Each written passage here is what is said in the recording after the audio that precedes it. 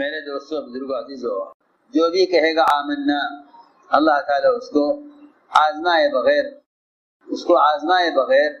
اس کے آمنا کہنے کو قبول نہیں فرمائیں گے۔ تو اللہ نے فرمایا الف لام میم حسب الناس ان یترکوا ان یقولوا آمنا وهم لا یفتنون، کہ ہم ان کے ایمان کو آزمائے بغیر ان کے آمنا کہنے کو قبول کر لیں گے۔ وَلَقَدْ فَتَنَّا الَّذِينَ مِنْ قَبْلِهِمْ، ہم نے ان سے پہلے کو بھی آزمایا ہے، اور یہ آزمائی اس لیے ہوتی ہے تاکہ ہم جان لیں کہ ان میں کون سچے ہیں کون جھوٹے ہیں۔ تو یہ امتحان اور یہ آزمائش ہر زمانے میں ہوگی، یہ آزمائش ہر زمانے میں ہوگی۔ ہائے ہائے، بعض لوگ کام سے اس لیے بیٹھ جاتے ہیں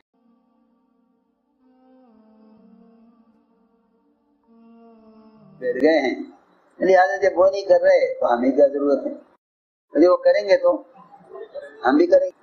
حالانکہ یہ ایک امتحان ہے، اس امتحان میں کون کامیاب ہوتا ہے کون ناکام ہوتا ہے یہ تو ہر ایک کی اپنی ذات سے متعلق مسئلہ ہے۔ یہ ہرگز نہیں ہے کہ اگر اس کام میں فلاں چیز ہو جائے تو ہم کام کریں گے۔ کام کا تو ہر شخص کے ساتھ اللہ کا امر براہ راست ہے، کسی کا چلنا کسی پر موقوف نہیں ہے۔ آپ کریں گے تو ہم بھی کریں گے، آپ نہیں کریں گے تو ہم نہیں کریں گے، یا ہم آپ کے کرنے کا انتظار کریں گے، نہیں۔ جو آدمی ایسا سوچتا ہو اسے خود کام پر کوئی بصیرت نہیں ہے۔ ہاں البتہ یہ ضرور ہے کہ کام سے پیچھے رہ جانے والوں کو ہر ممکن لے کر چلو، یہ نہیں کہ تم ان کے نہ چلنے کی وجہ سے اپنا کام چھوڑ دو، ان کے نہ چلنے کی وجہ سے اپنا کام چھوڑ دو، اس لیے کہ کام اللہ کی ذات کی طرح مستغنی ہے، اس کی ذات مستغنی ہے، اس کا دین مستغنی ہے، اور اس کے دین کی دعوت بھی مستغنی ہے۔ کام کسی کی ضرورت نہیں ہے، سب کو کام کی ضرورت ہے۔ اللہ کے جس طرح اللہ کے عذاب سے ڈرنا چاہیے اس طرح اس کی استغنا سے بھی ڈرنا چاہیے۔ یہ خیال پیدا ہونا کہ ہمارے بغیر کام نہیں ہوگا محرومی کے لیے کافی ہے، کیونکہ ہر ایک محتاج ہے، ہر ایک محتاج ہے، کتنا نیا ہو یا پرانا ہو ہر ایک محتاج ہے، کام اس کا محتاج نہیں ہے، ہر ایک کام کو محتاج ہے۔ تو میں نے عرض کیا کہ یہ آزمائش ہر زمانے میں ہوتی ہے۔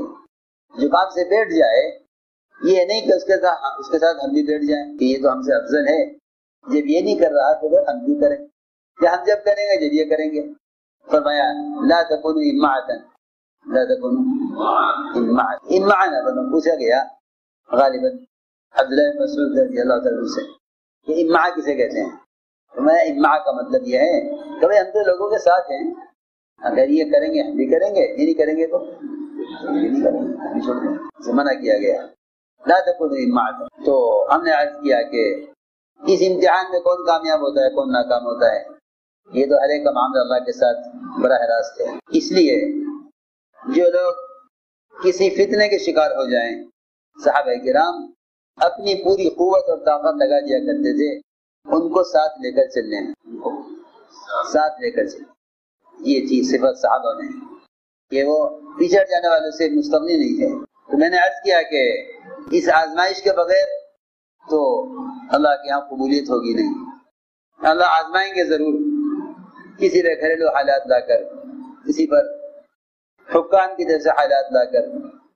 یہی دیکھ لو کہ ہجرت سے پہلے صحابہ پر کیا حالات تھے، جن کے مقدمے میں اللہ نے اسلام رکھا، وہ ان حالات میں جمے رہے یہاں تک کہ اللہ تعالیٰ کے ہاں وہ سچے قرار دیے گئے، اور جو کسی فتنے میں پڑ گئے وہ پیچھے رہ گئے۔ لیکن اپنے ساتھیوں کو لے کر چلنے کا اور انہیں فتنے سے بچانے کا مستقل کام تھا، اس کے لیے جان مال دعا اور کوشش پوری کی جاتی تھی۔ ایک صاحب غائب ہو گئے، حضرت عمر نے پوچھا بھائی فلاں نظر نہیں آ رہا، لوگ وہ آپ کے کام کا نہیں رہا، وہ تو فلاں ملک میں چلا گیا ہے، شراب پینے لگا ہے۔ فرمایا کہ نہیں، تم سب دعا میں لگ جاؤ، میں اسے خط لکھتا ہوں۔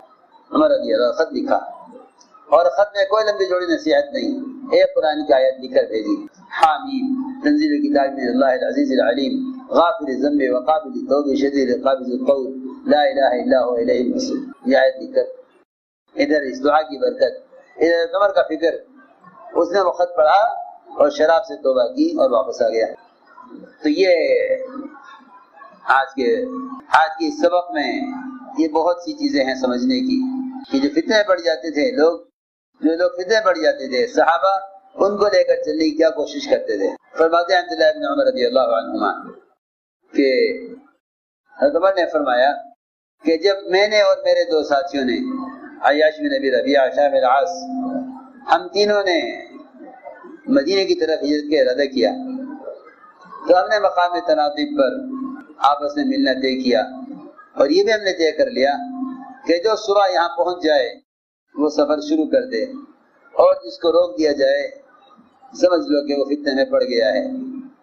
چنانچہ فرماتے ہیں کہ ہم نے یہ طے کر لیا کہ جو صبح یہاں نہ پہنچ سکے ایک متعین وقت پر سمجھو کہ اس کو مشرکین نے ہجرت سے روک لیا، اس کے دونوں ساتھی اپنا سفر شروع کر دیں۔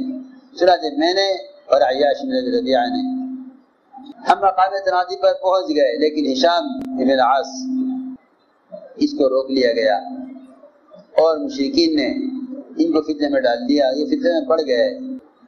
ہم مدینے پہنچے تو ہم قبا کے محلے میں اترے، ادھر پتہ چلا ابو جہل بن ہشام کو اور حارث بن ہشام کو کہ عیاش بن ابی ربیعہ یہ حضرت عمر کے ساتھ مدینے کی ہجرت کر گیا ہے۔ چنانچہ یہ دونوں مدینے پہنچے، حضور اکرم صلی اللہ علیہ وسلم ابھی مکہ ہی میں تھے، ان دونوں نے جا کر بات کی عیاش بن ابی ربیعہ سے اور یہ کہ اے عیاش تمہاری ماں نے قسم کھائی ہے جب تک وہ تمہیں دیکھ نہیں لے گی وہ اپنے سر میں کنگھی نہیں کرے گی، اور جب تک تمہیں نہیں دیکھ لے گی مکے کی سخت گرمی میں رہے گی اور سایہ حاصل نہیں کرے گی۔ ماں کے حالات سن کر عیاش بن ابی ربیعہ کا دل نرما گیا۔ فرماتے ہیں کہ میں نے کہا عیاش سے کہ عیاش خدا کی قسم یہ تمہاری قوم کے لوگ یہ تمہیں فتنے میں ڈالنا چاہتے ہیں اور تمہیں تمہارے دین سے ہٹانا چاہتے ہیں، ان سے ہوشیار رہنا، ان سے ہوشیار رہنا، فاحذرہم، ان سے بچ کر رہنا، ان سے ہوشیار رہنا۔ اور رہا تمہاری ماں کا قسم کھا لینا یہ کوئی فکر کی بات نہیں ہے، جب اس کو جویں کاٹیں گی تو وہ کنگھی مجبور ہو کر لے گی، اور جب اس کو گرمی ستائے گی مکے کی تو وہ سایہ حاصل کر لے گی، تم نہ جاؤ۔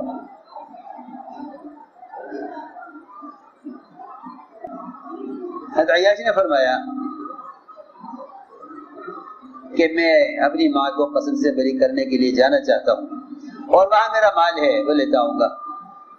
حضرت فرماتے میں نے کہا خدا کی قسم اے عیاش تم جانتے ہو کہ میں قریش میں سب سے بڑا مالدار ہوں، تم میرا آدھا مال لے لو، ابھی آدھا مال مت جاؤ، آدھا مال لے لو۔ عیاش نے کہا کہ مال کا مسئلہ نہیں ہے، صرف ماں کو اس قسم سے بری کرنا ہے۔ فرماتے عمر رضی اللہ عنہ جب عیاش نے فیصلہ ہی کر لیا جانے کا تو میں نے کہا کہ یہ تمہیں جانا طے کر لیا ہے تو میری یہ اونٹنی لے جاؤ، بہت تیز دوڑنے والی اونٹنی ہے، تم اس اونٹنی پر جان بچا لینا، اگر قوم نے تمہارے ساتھ اگر تمہیں قوم کی طرف کسی کو شک ہوا تو تم قوم اپنی اس اونٹنی پر جان بچا لینا، یہ اونٹنی بہت تیز دوڑنے والی ہے۔ چنانچہ وہاں سے نکلے، یہ تینوں نکلے اپنی سواری پر۔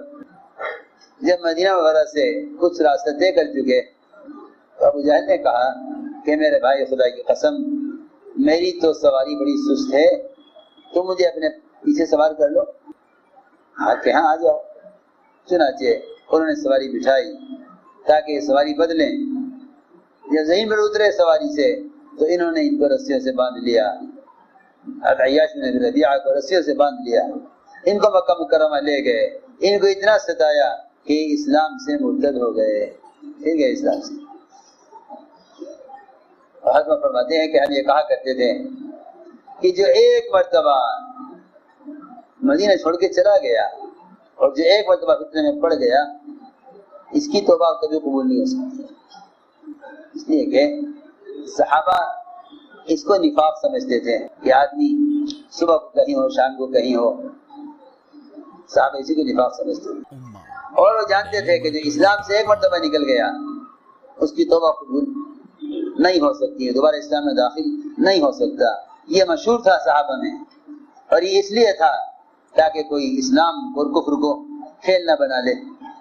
لیکن اللہ کی ذات بہت کریم ہے. صحابہ فرماتے ہیں کہ ہم یہ کہا کرتے تھے اپنے بارے میں یہاں تک کہ حضور اکرم صلی اللہ علیہ وسلم ہجرت کر کے مدینہ منورہ تشریف لائے. اللہ نے آپ پر قرآن نازل فرمایا. اس میں آیت نازل ہوئی قل یا عبادی الذین اسرفوا علی انفسہم لا تقنطوا من رحمت اللہ. کہہ دیے میرے بندوں سے جنہیں ظلم کیا ہے اپنی ذات پر اللہ کی رحمت سے مایوس نہ ہوں.